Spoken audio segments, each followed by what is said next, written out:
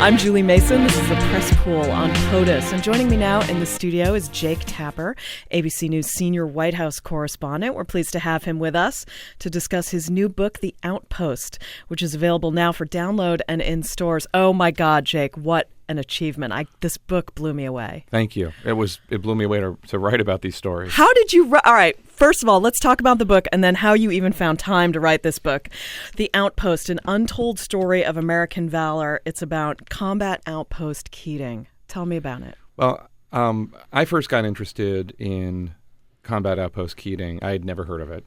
Who has? Like most people. And I was in the hospital at Sibley with my wife and my newborn baby Jack, my newborn son. And this is October 3rd, 2009. And I looked up and saw on the TV, on cable, I guess it was CNN probably, maybe Fox, this report about this outpost that had been overrun. And it was horribly located at the bottom of 3 steep mountains, 14 miles from the Pakistan border. Just 53 guys defending this post from about 400 Taliban. And Taliban they're fierce fighters. These are not, and they're used to the mountains. They're well acquainted with the terrain. So it was an odd moment in my life because I was holding my son and hearing about 8 other sons taken from this world, most of them in their 20s, very young.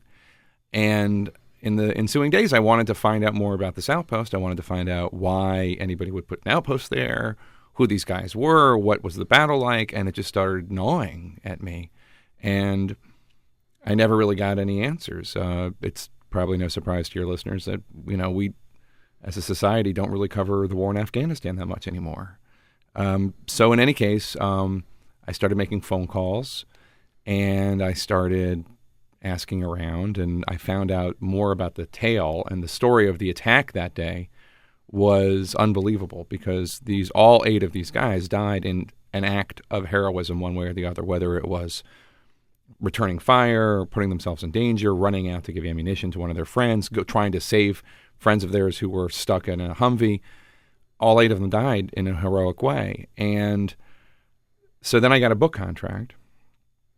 And then after I got the book contract, there was a little thing about it in Politico, thanks to our friend and patron saint, Mike Allen, and other soldiers who had served at Combat Outpost Keating, reached out to me, and they wanted me to report on. They said, "Don't just report on 2009. Obviously, that's an important battle, but you should also know about this that happened in 2006, or this that happened in 2007." They wanted me to tell the stories of their fallen colleagues and comrades, and eventually, it became this much larger project, thanks to these soldiers. And then it became the history of this outpost, which in a way, I think is a richer book because it's a way of understanding Afghanistan by just looking at this one place and what worked, what didn't work, the stories, the sacrifices. And, Julie, you and I, we cover these things, but we're so, like most of the American people, so far removed from the sacrifices being made. Yeah, and even reading your book, I found it so jarring to go from the personal stories of these troops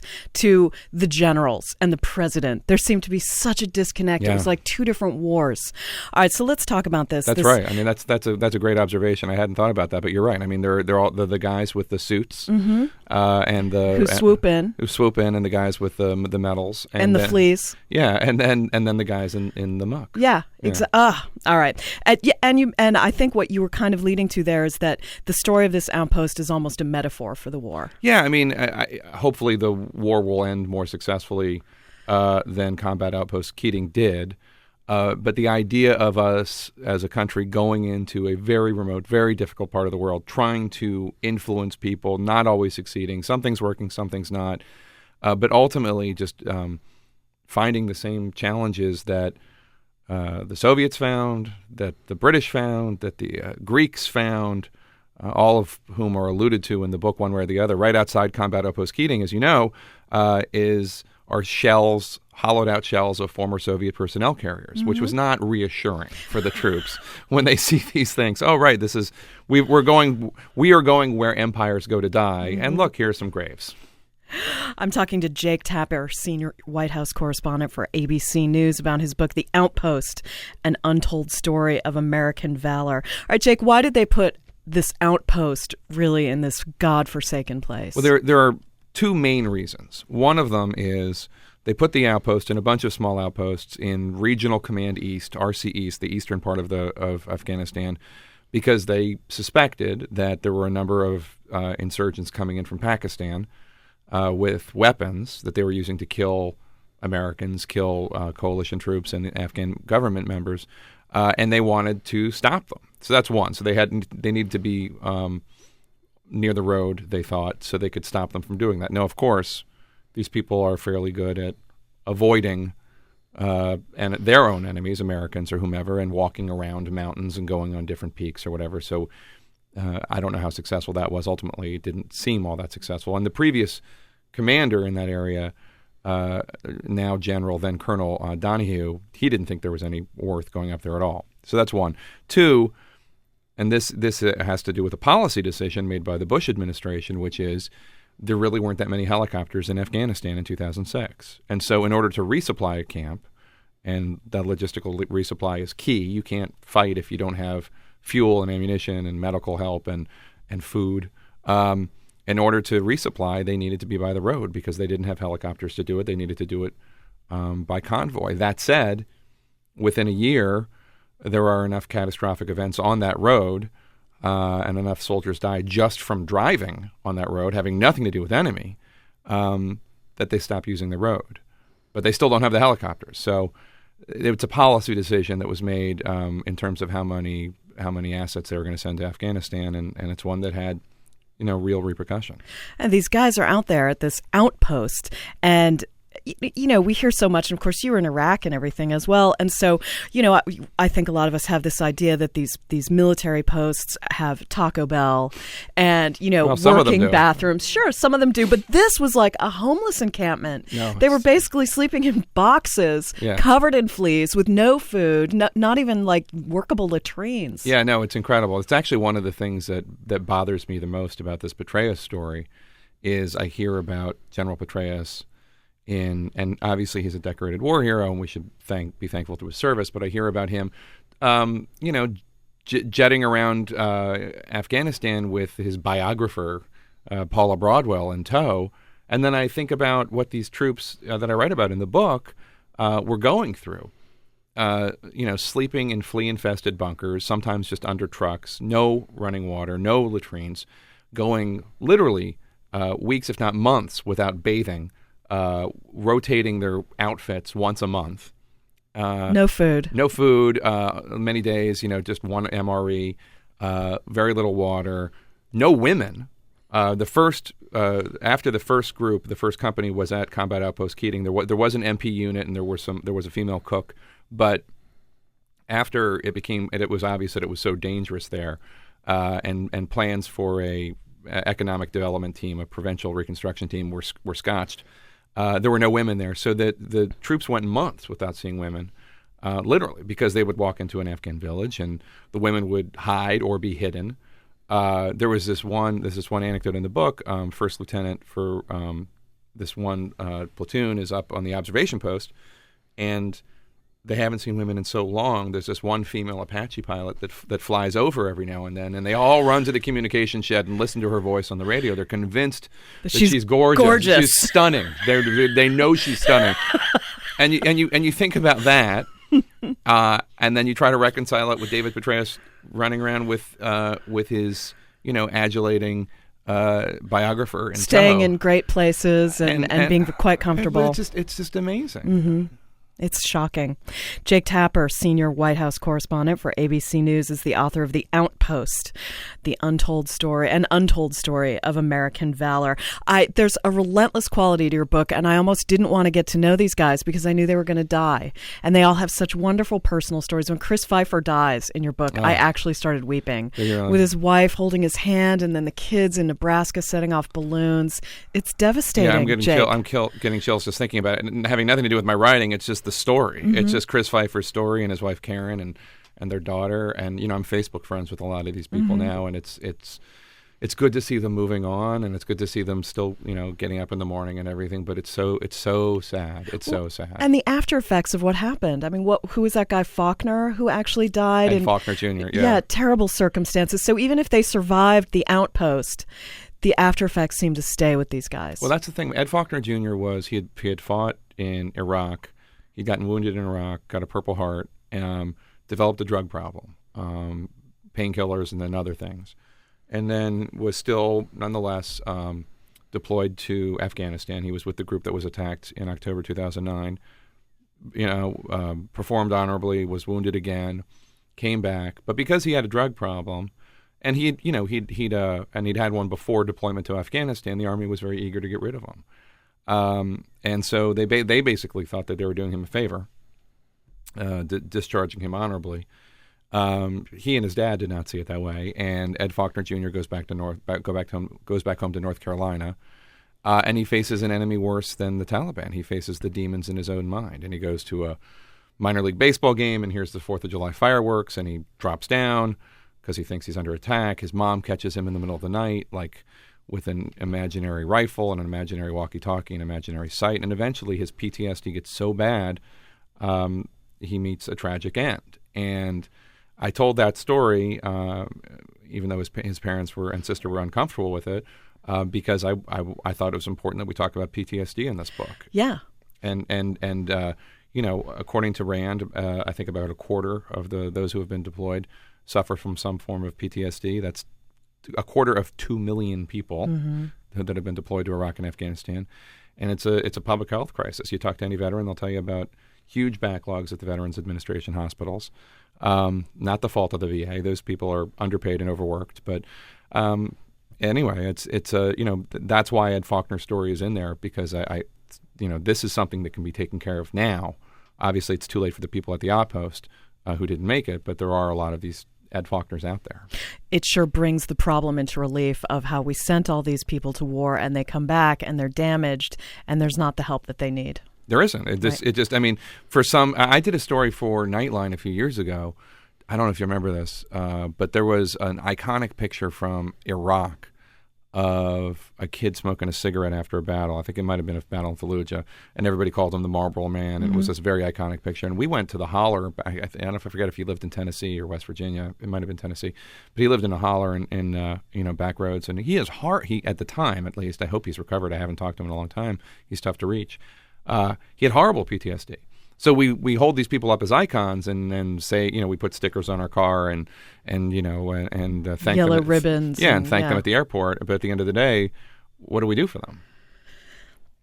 All right, tell me about Ben Keating, for whom the Outpost was named. Ben Keating sounds like a guy I would have liked to have known. I did not get to know him, but thankfully his parents were so cooperative with the book and shared so many of his letters and emails home that I was able to get inside his head and write what he was thinking at different times, because what he was thinking and his doubts about the war was not what he was telling his troops, because he had to motivate his troops.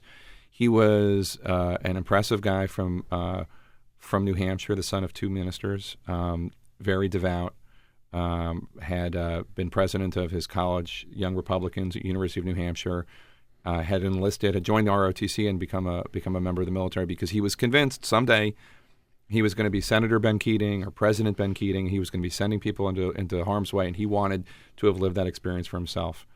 And Ben Keating died in tragic circumstance because he was a victim of the terrain. And this happens a few times in the book, where the land is more dangerous than the enemy. These mountains are so jagged and the roads are so weak that there are people who die in helicopter crashes or vehicle rollovers that that shouldn't have died, and just because the land is so dangerous, and also because the outpost is so remote, so far away from medevacs, that it takes a long time for the medevacs to get there. When the medevac gets there, it's tough. There are a couple times this happens in the book. The medics or physician assistants try to come down on what are called jungle penetrators. They're hoisted below to try to grab the injured person and bring them up, just to get them to the hospital quicker. But the wind created in these valleys is so strong that the medics themselves are put into danger. So in any case, Ben Keating doesn't survive, and he is someone who was so beloved by his enlisted men. The reason I say I think I would have liked him is because he's the kind of guy who pisses off everybody above him, but everybody below him loves him. The heroic efforts his comrades made to try to save his life were incredible. Well, it's like the entire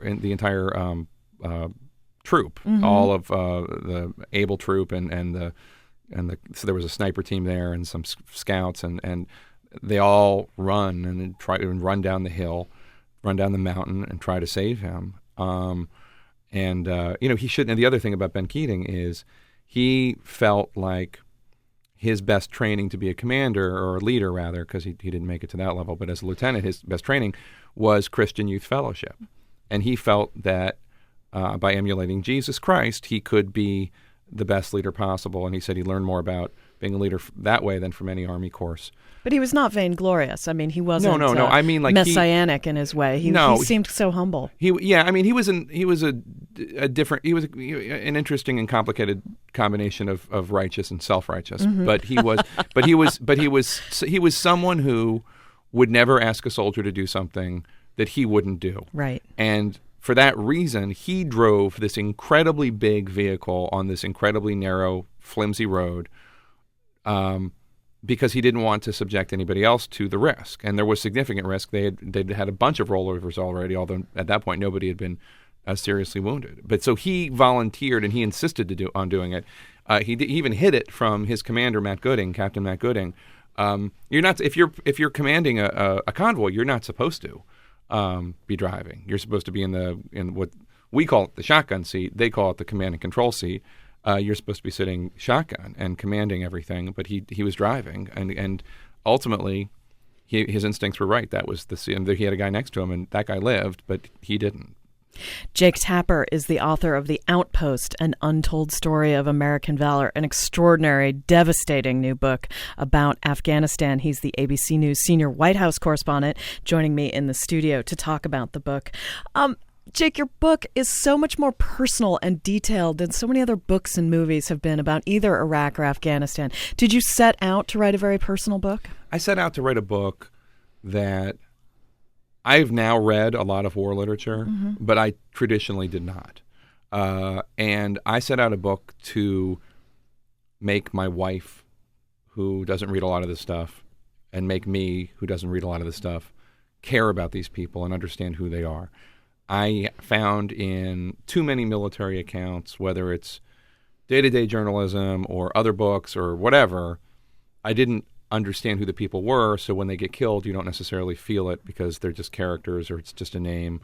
O'Shaughnessy from Brooklyn, fell down. Or it's a cliche. He really wanted to serve after 9/11 and got involved and then died, and everyone's sad. But I wanted people to know who they were, so that they could, we should note, not everybody dies. No. A lot of the people I introduce are still with us and still around and still doing okay. And there's a lot of inspirational stories in the book also. But I just wanted people to know who they were, so that when something happened in the book, that would help understand or help explain things that happened in Afghanistan or the war in general, either writ large or writ small, the readers would feel for these people and know what it was. And I thought it would make it a richer experience to care about them.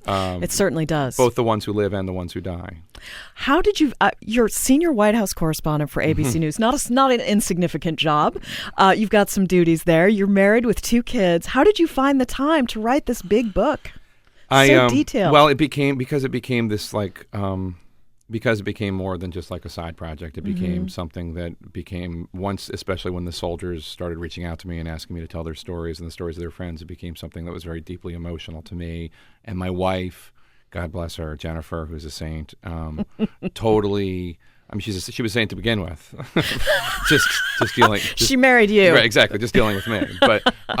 But she understood it, and inexplicably, very quickly understood, and so I would come home and I would work nights and I would work weekends and I would work holidays and I would have a laptop with me everywhere I went, so that if I had a spare hour, I don't have to do this until 11 and it's 9:30, I have an hour. and I'll just work on, I'll sit at the Starbucks or whatever, and I'll work on something. And those hours add up, and it just became, ultimately it became a big labor of love, and my wife was very understanding about letting me do it. And you started out as a writer in your career. That's right. And now you've written, is this your third book? It's my third, but this is the one the first two were ones I wrote relatively quickly. You wrote a book called Down and Dirty, the author of Down and Dirty. Yeah, Down and Dirty was my Florida recount book. I'm proud of that book. Absolutely. It's Down and Dirty, The Plot to Steal the Presidency. It's a history of the Florida recount. Starting on Election Day with Joe Lieberman buying some sort of Cuban pastry, and ending with the Supreme Court decision, the final Supreme Court decision. But I like that book, and I'm proud of that book. But that was a book that was written starting on Election Day and ending in like the end of February. And this book I took 2.5 months, 2.5 years, 2.5 years, and went through many drafts and had a lot of people read it, and also it was frankly more important than politics. The Florida recount book. Anybody who's listening, who's interested should read it. Mm-hmm.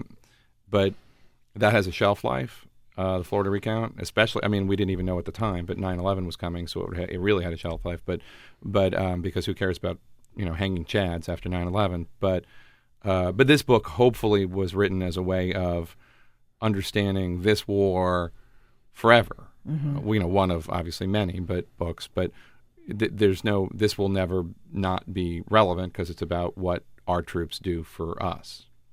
And combat outpost Keating is gone. They bombed it out of existence. Yep, after it was attacked, after the U.S. beat back the Taliban that day with the help of unbelievable bravery.